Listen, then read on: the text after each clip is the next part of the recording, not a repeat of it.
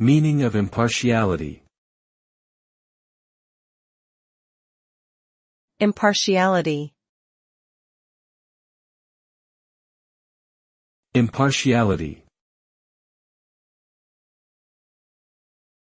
Impartiality.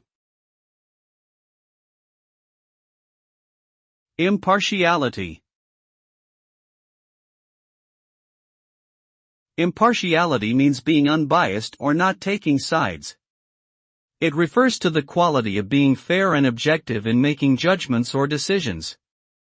An impartial person does not let their personal feelings or preferences influence their actions or opinions. Someone who is impartial is considered to be neutral and objective, and they strive to ensure that all parties are treated equally and without prejudice.